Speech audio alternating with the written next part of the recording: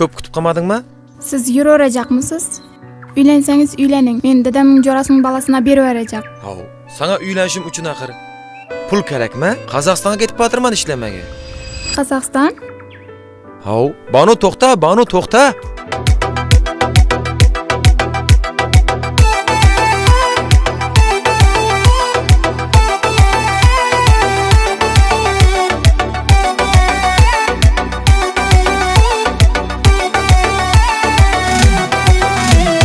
Yarım uzaklara gidersen, beni sağındırıp ne dersen, yollarımda kaldı gözlerim, kadırını kaçan bilersen.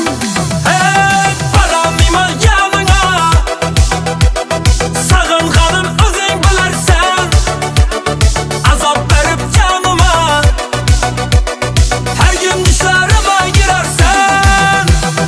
Yürütmüş her yanda, gönüller gümanda, İkimiz de sevgimiz yazılar dastanda.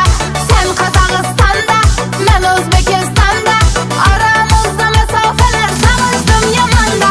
Yürüp her yanda, könyeller gümanda, İkimiz de sevgimiz yazılar dastanda. Ben Kazakistan'da, sen Özbekistan'da, mesafe gibi arada savuştum yamanda. Alo, assalomu alaykum. Yaxshimisiz? Shal pishganda olaman deydingiz. Shallaram pishib ketdi. Siz ham Qozog'istonga ketib qoldingiz. Endi nima bo'ladi? Bol tapaman deb yürüp Kazak'ta, aileden hem dostlardan uzakta. Seni baxtli kılarman işan, sana bolğan sevgim emel sakta. Hayallarım kaldı sen tamanda, sağınçlarım bunçeler yamanda. Şans veremem şu yıl gelmesen, baramam ben duç köken adama. Yürüp her yanda, könyeller gümanda, İkimiz de sevgimiz yazılar dastanda.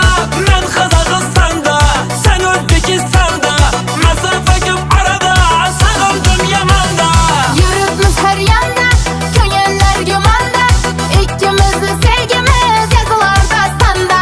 Sen Kazakistan'da, ben Özbekistan'da, aramızda mesafeler savuştum yamanda.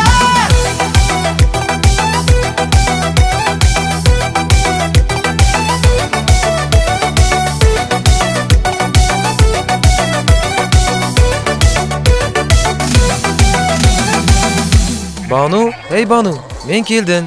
Qozog'istondan keldim. Qara, bir sumka pul olib keldim. Endi seni o'ylaganda to'y qilamiz, xudo xolasa. Hop, dede, qarang Sardor aka kelibdi. Hov, ishdan kelibdi mana Qozog'istondan. Magul, sen uchun gulam olib keldim. Uni xursand emassan. Akangga Qozoqqa gulib keldi. Hey, balam bo'ldi, qiyin aytma.